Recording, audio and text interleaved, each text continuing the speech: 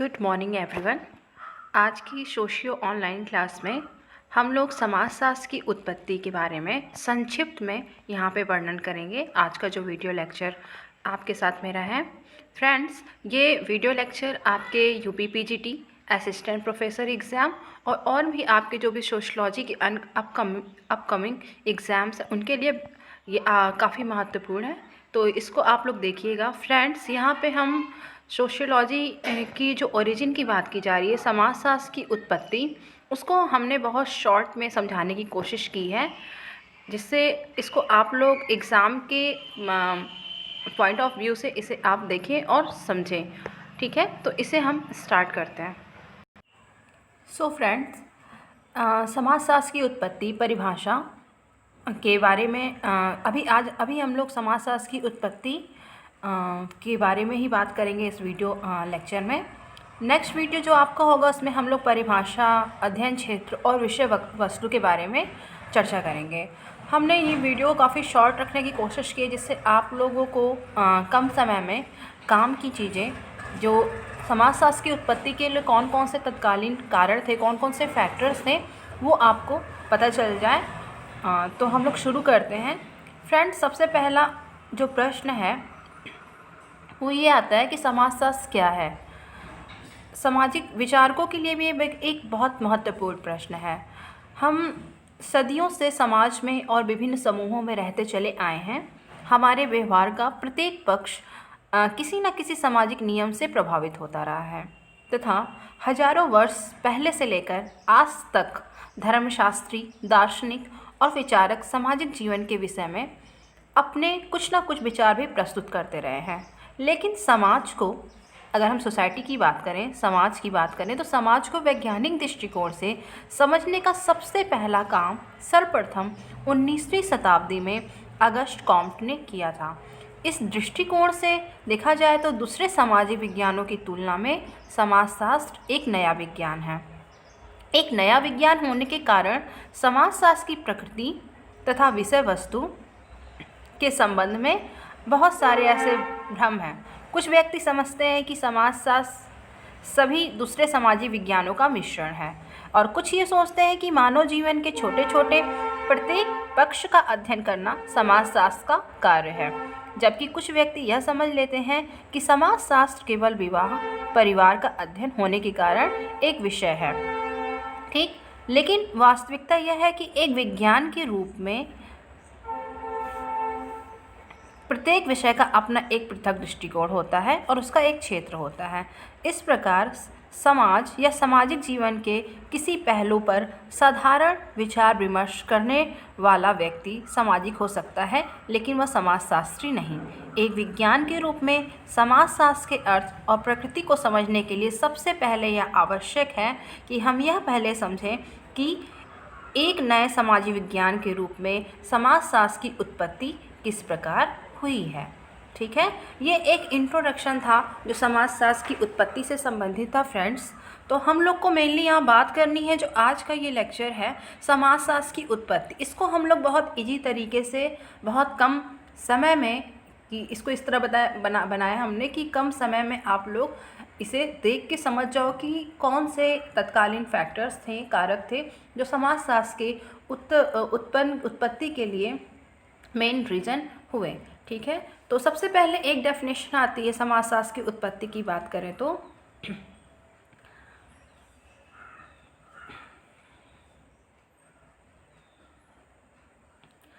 Morris ग्रीन्सबर्ग जो हैं, इन्होंने लिखा है कि समाजशास्त्र की उत्पत्ति राजनैतिक दर्शन, इतिहास, विकास के प्राणी शास्त्रीय सिद्धांतों तथा सुधार के लिए होने वाले उन सभी सामाजिक और राजनीतिक आंदोलनों पर आधारित है जिन्होंने सामाजिक दशाओं का सर्वेक्षण करना आवश्यक समझा है।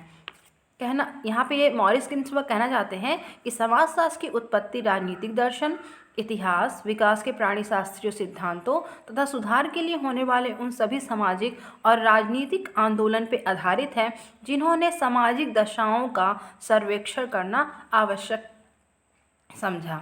ठीक है, तो ये इन्होंने डेफिनेशन दी। ऐसा इन्होंने क्यों कहा है समाजशास्त्र की उत्पत्ति के संबंध में? इसलिए कहा है क्योंकि इन्होंने राजनीतिक दर्शन, इतिहास और विकास के प्राणीशास्त्रीय सिद्धांतों तथा सुधार के लिए उन सभी सामाजिक और राजनीतिक आंदोलनों पर आधारित है जिन्होंने सामाजिक दशाओं का सर्वेक्षण करना आवश्यक समझा।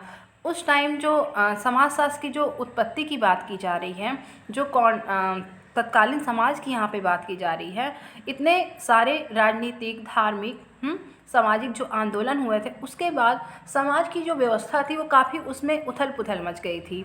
और समाज की व्यवस्था को स्टडी करने के लिए, उसको पढ़ने के लिए, उसका सर्वेक्षण करने के लिए एक सामाजिक विज्ञान में एक समाजशास्त्र जैसे विषय की उत्पत्ति आवश्यक मानी गई। ठीक है, तो ये था समाजशास्त्र की उत्पत्ति से संबंधित जो मॉरिस गिन्सबर्ग की जो इन्होंने डेफिनेशन दी थी। ये इम्पॉर्टेंट है क्योंकि इन्होंने एक पर्टिकुलर डेफिनेशन समाजशास्त्र की ओरिजिन पे दिया है। फ्रेंड्स, अगर हम बात करें समाजशास्त्र की उत्पत्ति के लिए, तो इसमें जो 3 कारण थे समाजशास्त्र की उत्पत्ति में, वो 3 कारण बहुत ही इम्पॉर्टेंट थे। 3 कारक कौन कौन से थे? देखिए यहाँ पे समाजशास्त्र की उत्पत्ति के लिए 3 घटना थी जो कि अत्यंत महत्वपूर्ण थी, जिन्हें हम पुनर्जागरण, फ्रांस की क्रांति और इंग्लैंड की औद्योगिक क्रांति के नाम से जानते हैं। समाजशास्त्र की उत्पत्ति के लिए कितनी घटनाएं जिम्मेदार थी? 3 घटनाएं। इसमें कौन कौन से थे? इसमें पहले थी पुनर्जागरण, दूसरी थी फ्रांस की क्रांति और तीसरी थी इंग्लैंड की औद्योगिक क्रांति। ये काफ़ी इम्पॉर्टेंट है और इससे एग्ज़ाम में क्वेश्चन भी आता है कि समाजशास्त्र की उत्पत्ति के लिए कौन से 3 कारक, कौन से 3 घटनाएं इम्पॉर्टेंट थी। तो इसमें पहला है पुनर्जागरण, दूसरा है फ्रांस की क्रांति और तीसरा है इंग्लैंड की औद्योगिक क्रांति। ये काफ़ी इम्पॉर्टेंट है।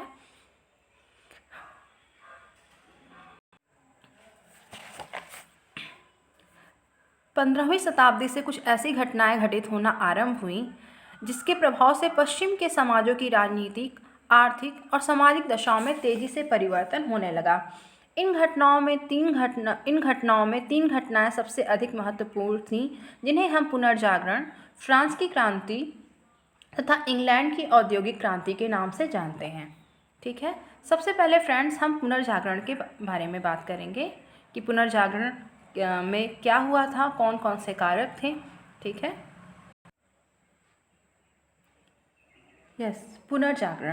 पुनर्जागरण का अर्थ होता है फिर से जागना, या कह सकते हैं जब कोई समाज अपने अधिकारों के लिए जागरूक बनने लगता है, तो इस दशा को हम पुनर्जागरण की दशा कहते हैं।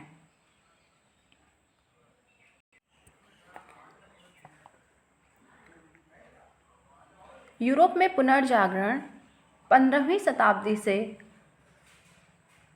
इटली से आरंभ हुआ। यूरोप में जो पुनर्जागरण का एक टाइम पीरियड है वो 15वीं शताब्दी से इटली में शुरू हुआ। इसका टाइम पीरियड क्या था? 15वीं शताब्दी पुनर्जागरण का। 15वीं शताब्दी में जागरण इटली से आरंभ हुआ था। यूरोप में जब राजनीतिक अस्थिरता और जनसाधारण के शोषण में बहुत वृद्धि होने लगी तो यूरोप के बहुत से विद्वान इटली में जाकर रहने लगे। यूनानी, लैटिन और फ्रेंच साहित्य का एक बड़ा हिस्सा भी इटली में पहुंच गया। फलस्वरूप इटली में धर्म, दर्शन, सामाजिक संरचना तथा व्यक्ति के अधिकारों पर नए दृष्टिकोण से विचार किया जाने लगा।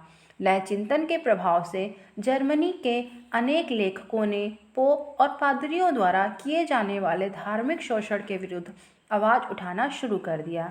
इसी क्रम में मार्टिन लूथर द्वारा लिखी गई एक पुस्तक न्यू टेस्टामेंट, ये काफ़ी इम्पोर्टेंट बुक है। न्यू टेस्टामेंट से लोगों को ईसा के वास्तविक उपदेशों को समझने का अवसर मिला, जिससे धीरे धीरे पूरे यूरोप में परंपरागत विश्वासों की जगह तार्किक और मानवतावादी विचारों को प्रोत्साहन मिलने लगा। फ्रेंड्स, जो मार्टिन लूथर द्वारा लिखी गई बुक थी न्यू टेस्टामेंट्स, इसमें लोगों को ईसा के वास्तविक उपदेशों को समझने का अवसर मिला। जैसे कि पहले के जो प्रीस्ट हुआ करते थे और जो किंग थे, उन्होंने अपने हिसाब से जो नियम बनाए थे उन्हीं को वो भगवान का आदेश मानते थे और लोगों से फॉलो करवाते थे। तो ये उनके खुद के बनाए रूल्स थे, नियम थे, कानून थे, जो कि जनता को ज़बरदस्ती मनवाया जाता था और उसमें बहुत सारे शोषण निहित थे जनता की। तो इससे कहीं ना कहीं जनता में एक बहुत बड़ा असंतोष देखने को मिलने लगा।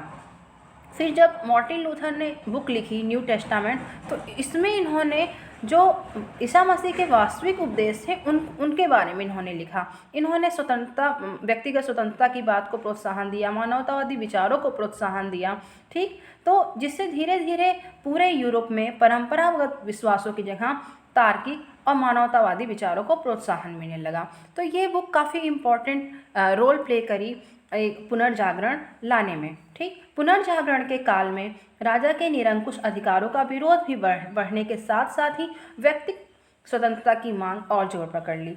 इसके प्रभाव से उन परंपरागत सामाजिक और धार्मिक धार्मिक व्यवस्थाओं में विरोध बढ़ने लगा था जो व्यक्तिगत स्वतंत्रता में बाधक थी। इसी समय Thomas Hobbes, John Locke, Hume और कॉन्ट जैसे विद्वानों ने सामाजिक संबंधों तथा सामाजिक घटनाओं से संबंधित नियमों की विवेचना भी प्राकृतिक नियमों से करना आरंभ कर दी।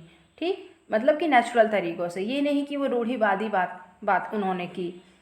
इस प्रकार पुनर्जागरण के काल से समाज को एक नए दृष्टिकोण से समझने का आधार तैयार होने लगा। पुनर्जागरण से हुआ क्या कि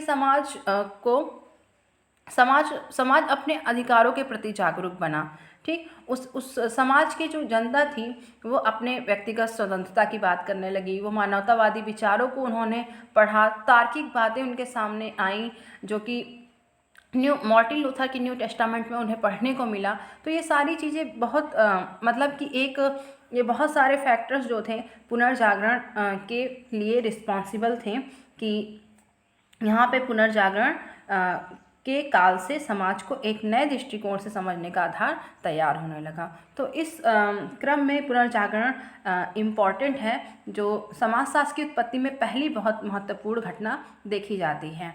ठीक है फ्रेंड्स, फिर दूसरी जो इम्पॉर्टेंट महत्वपूर्ण घटना है वह है फ्रांस की क्रांति। इसका टाइम पीरियड फ्रेंड्स काफ़ी इम्पॉर्टेंट है। जो विश्व इतिहास में फ्रांस की क्रांति का समय था वो था 1789।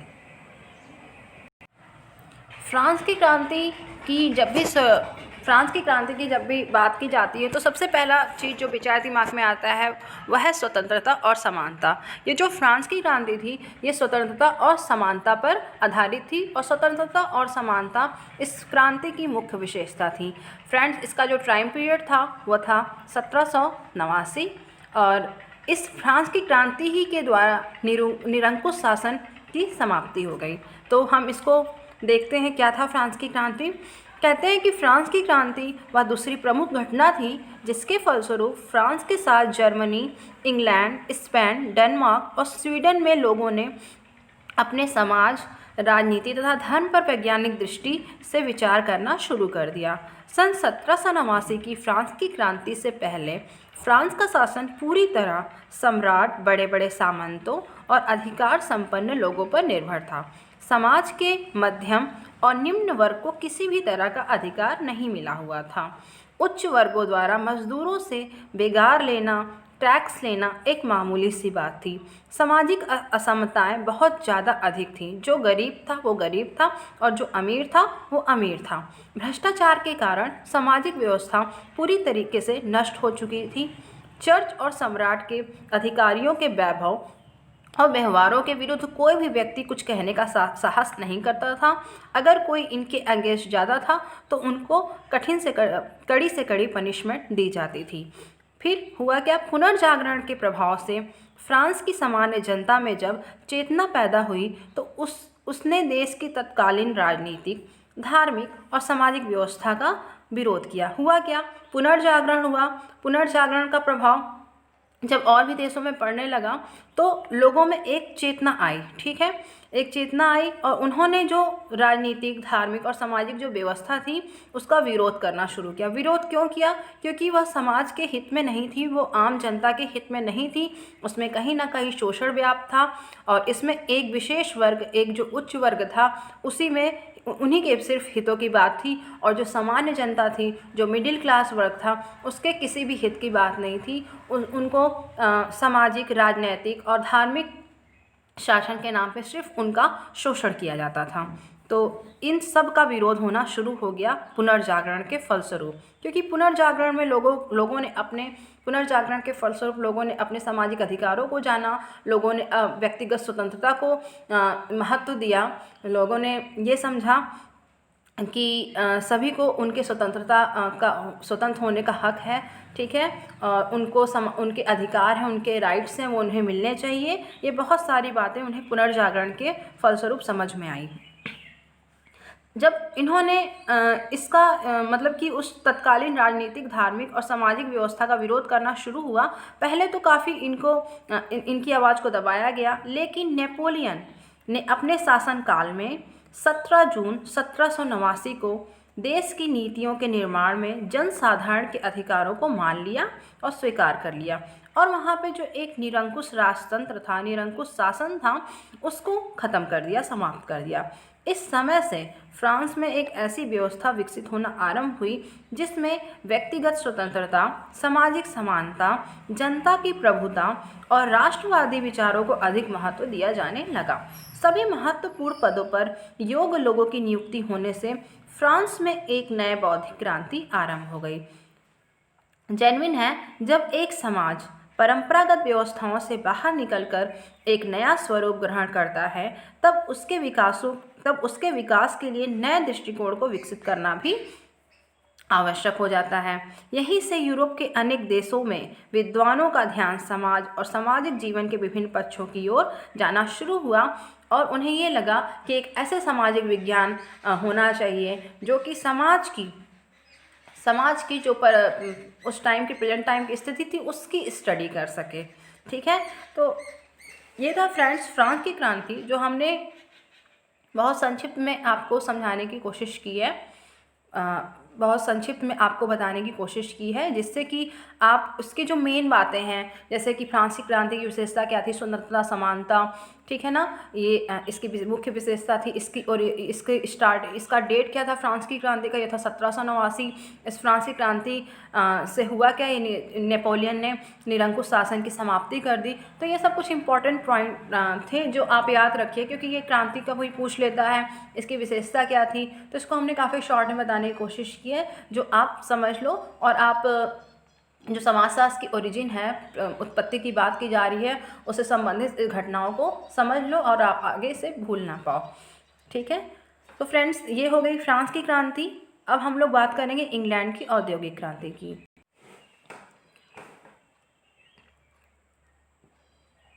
समाजशास्त्र की उत्पत्ति की तीसरी और महत्वपूर्ण घटना है इंग्लैंड की औद्योगिक क्रांति। इंग्लैंड की औद्योगिक क्रांति की अगर टाइम पीरियड का फ्रेंड्स हम बात करें, तो वो है सन 1770 से लेकर के 1830 के बीच का माना जाता है। इंग्लैंड की औद्योगिक क्रांति का समय 1770 से लेकर 1830 के बीच का माना गया है। यह वह समय था जब इंग्लैंड में प्रौद्योगिकी का बहुत तेज़ी से विकास होने के कारण औद्योगिक उत्पादन और आवागमन, ट्रांसपोर्ट के साधनों का काफ़ी तेज़ी से विकास हुआ।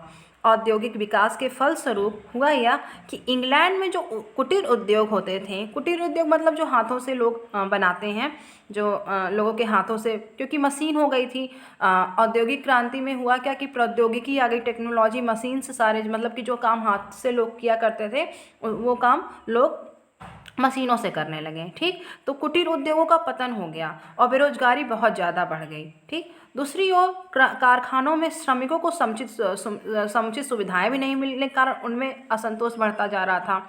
हुआ ये कि सबसे पहले जो इंग्लैंड में जो कुटीर उद्योग से लोग काम करते थे, मशीन आ जाने के कारण कुटीर उद्योग बंद हो गया, वो सारे जो मजदूर थे वो बेरोजगार हो गए।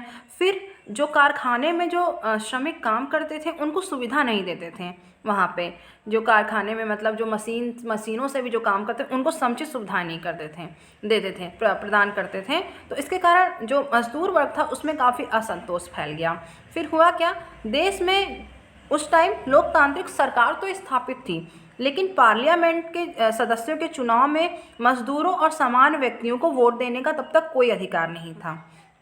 औद्योगिक क्रांति से जैसे जैसे सामान्य जनता की कठिनाइयां बढ़ने लगी, एक ऐसी सामाजिक आर्थिक व्यवस्था की मांग की जाने लगी जिसके अंतर्गत एक समताकारी व्यवस्था को प्रोत्साहन मिल सके। तो इस चीज़ को देखते हैं कि समाजशास्त्र की उत्पत्ति और विकास में 19वीं शताब्दी का स्थान बहुत अधिक महत्वपूर्ण है। फ्रांस की क्रांति और इंग्लैंड की औद्योगिक क्रांति से होने वाली राजनीतिक तथा आर्थिक उथल-पुथल से यूरोप का आर्थिक ढांचा इतनी तेजी से बदलने लगा कि उस समय के अधिकांश विद्वान एक नए सामाजिक विज्ञान के द्वारा इस बदलती हुई सामाजिक संरचना का अध्ययन करना ही आवश्यक मानने लगे। इसी क्रम में सेंट साइमन एक पहले विद्वान थे जिन्होंने सन 1824 में यह विचार रखा कि राजशाही और सामंतवादी समाज की तुलना में आज समाज का ढांचा काफ़ी बदल चुका है और इसका व्यवस्थित अध्ययन करने के लिए एक नए सामाजिक विज्ञान का होना आवश्यक है। ठीक, तो फिर इसी क्रम में कह रहे हैं कि 19वीं शताब्दी के विद्वानों में जो फ्रांस के विचारक अगस्ट कॉम्ट ने अपना एक बहुत ही रचनात्मक लेखों के द्वारा बौद्धिक जगत में एक सम्मानित स्थान बना लिया था। कॉम्ट मूल रूप से कॉम्ट जो थे एक अर्थशास्त्री थे, लेकिन उन्होंने जब सेंट साइमन और जेम्स मिल के विचारों का गंभीरता से अध्ययन किया तो उन्होंने एक ऐसे सामाजिक विज्ञान की रूपरेखा बनानी आरंभ कर दी थी जिससे द्वारा सामाजिक जीवन को वैज्ञानिक आधार पर समझकर उसे अधिक प्रगतिशील बनाया जा सके।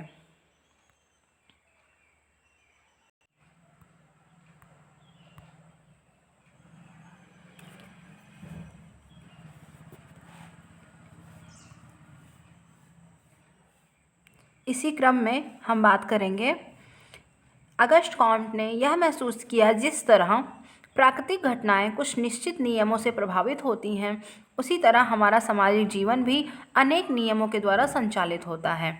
इन नियमों को समझकर ही सामाजिक जीवन को अधिक व्यवस्थित बनाया जा सकता है। इसी आधार पर कॉम्ट ने समाज का वैज्ञानिक अध्ययन करने के लिए एक नए सामाजिक विज्ञान की नींव रखी और उसे उन्होंने आरंभ में सामाजिक भौतिकी का नाम दिया। लेकिन अनेक दूसरे लेखकों द्वारा कॉम्ट के विचारों पर बहुत सारी टिप्पणियां दी गईं, जिन्हें देखते हुए कॉम्ट ने 1838 में सामाजिक भौतिकी की जगह समाज का एक व्यवस्थित अध्ययन करने वाले विज्ञान समाजशास्त्र के नाम से संबोधित किया। पहले इन्होंने सामाजिक भौतिकी का नाम दिया था समाजशास्त्र को, लेकिन बाद में इन पे सामाजिक भौतिकी के नाम पे काफ़ी टिप्पणियां दी गई, जिसके कारण इन्होंने 1838 में समाज का एक व्यवस्थित अध्ययन करने वाले विज्ञान समाजशास्त्र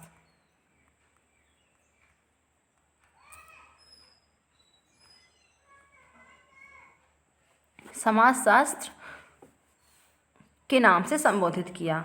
और साथ ही इन्होंने यह स्पष्ट किया कि प्राकृतिक विज्ञानों की तरह सामाजिक घटनाओं के अध्ययन को भी अवलोकन, वर्गीकरण और विश्लेषण के द्वारा एक वैज्ञानिक रूप दिया जा सकता है। इस प्रकार एक विज्ञान के रूप में समाजशास्त्र की स्थापना फ्रांस सन 1838 में ऑगस्ट कॉम्ट के द्वारा की गई। इस कारण कॉम्ट को फादर ऑफ सोशियोलॉजी या समाजशास्त्र का जनक कहा जाता है। कुछ इम्पॉर्टेंट बातें हैं जो हमें समाजशास्त्र के बारे में पॉइंट टू पॉइंट जान लेनी चाहिए, और वह यह है कि अगस्ट कॉम्ट समाजशास्त्र को एक ऐसे विज्ञान के रूप में व्यवस्थित करना चाहते थे, विकसित करना चाहते थे, जिसके द्वारा सामाजिक प्रकृति और सामाजिक व्यवस्था का अध्ययन किया जा सके। कॉम्ट के प्रयास के ही फलस्वरूप इंग्लैंड, फ्रांस, जर्मनी के विभिन्न स्कॉलर्स का ध्यान समाजशास्त्र की ओर आकर्षित होने लगा। इसके फलस्वरूप इंग्लैंड में सबसे पहले हर्बर्ट स्पेंसर ने सोशियोलॉजी अथवा समाजशास्त्र के नाम से एक पहली पुस्तक प्रकाशित की। इस पुस्तक में उन्होंने समाजशास्त्र की प्रकृति को स्पष्ट करने के साथ साथ समाज और विभिन्न सामाजिक संस्थाओं के विकास की विवेचना की। लेकिन फिर भी इसके बाद भी इस समय तक समाजशास्त्री अध्ययन के लिए कोई वैज्ञानिक पद्धति अभी विकसित नहीं की गई थी। समाजशास्त्र को एक वैज्ञानिक और व्यवस्थित रूप देने का सबसे पहले सबसे पहला काम फ्रांस के विचारक इमाइल दुर्खीम ने किया। उन्होंने समाजशास्त्री पद्धति के नियम रूल्स ऑफ सोशोलॉजिकल मेथड्स नाम की एक पुस्तक लिखकर यह स्पष्ट किया कि सामाजिक घटनाओं का व्यवस्थित अध्ययन किस प्रकार किया जाए। ठीक। फिर 19वीं शताब्दी के जो अंतिम वर्षों में जर्मनी में समाजशास्त्र को एक उपयोगी विज्ञान के रूप में देखा जाने लगा। यहाँ टॉनिज, वॉन बीच, जॉर्ज सीमेल्स, वीरकांत, कार्ल मार्क्स जैसे विद्वानों ने अनेक ऐसे विषयों की विवेचना की जिसके अध्ययन के द्वारा सामाजिक जीवन के विभिन्न पक्षों का व्यवस्थित रूप से अध्ययन किया जा सके। जर्मनी में मैक्स वेबर वह प्रमुख विद्वान थे जिन्होंने समाजशास्त्र को विकसित करने में बहुत योगदान दिया। ठीक। उसके बाद 19वीं शताब्दी के अंतिम वर्षों में फ्रेंड्स सबसे पहले यहाँ पे कह रहा है कि सबसे पहले व्यवहारिक रूप से अमेरिका वह पहला देश था जिसने सन 1876 में येल विश्वविद्यालय में समाजशास्त्र को एक पृथक विज्ञान के रूप में मान्यता देकर इसमें अध्ययन और अध्यापन आरंभ किया गया। अमेरिका के बाद फ्रांस में 1889 से समाजशास्त्र को एक पृथक सामाजिक विज्ञान की मान्यता प्राप्त हो गई। इंग्लैंड में सन 1907 से समाजशास्त्र को एक पृथक सामाजिक विज्ञान के रूप में मान्यता दी गई। इस प्रकार अमेरिका तथा यूरोप में समाजशास्त्र की उत्पत्ति के साथ इसका तेजी से विस्तार होने लगा। और अगर हम भारत की बात करें तो भारत में भी सन 1919 में सबसे पहले बम्बई विश्वविद्यालय में समाजशास्त्र के लिए एक अलग विभाग की स्थापना हुई। इसके बाद मैसूर विश्वविद्यालय में सन 1920 में, लखनऊ विश्वविद्यालय में सन 1921 में तथा पूना विश्वविद्यालय में सन 1939 में समाजशास्त्र विभागों की स्थापना हो गई और इस विषय का तेज़ी से विकास होने लगा। ठीक है। तो फ्रेंड्स ये जो था समाजशास्त्र की उत्पत्ति के संबंध में आपको जो आज इस लेक्चर में हमने चर्चा की ये काफ़ी इम्पॉर्टेंट है। ये आपके यूपी पीजीटी का जो पहला चैप्टर है समाजशास्त्र की उत्पत्ति उसे कवर करेगा। और भी जो आपके अपकमिंग असिस्टेंट प्रोफेसर के एग्ज़ाम है और भी जितने भी सोशलॉजी के एग्ज़ाम हैं आप यहाँ से एक समाजशास्त्र की उत्पत्ति कैसे हुई आप इसको काफ़ी संक्षिप्त में इस वीडियो लेक्चर के द्वारा आप इसे समझ सकते हो। इसके बाद अब हमारा जो नेक्स्ट जो वीडियो लेक्चर होगा उसमें हम लोग समाजशास्त्र के अर्थ और परिभाषा में चर्चा करेंगे। तो फ्रेंड्स आज का ये वीडियो यहीं पे समाप्त हम कर रहे हैं और आप इसको देखिएगा। हमने इसमें बहुत आराम से चीज़ों को बताया है बहुत कि आप इसको अगर चाहें तो राइट डाउन भी कर सकते हो। ठीक है। तो आज का वीडियो लेक्चर आप देखने के लिए आप लोगों का बहुत बहुत धन्यवाद। Thank you so much friends.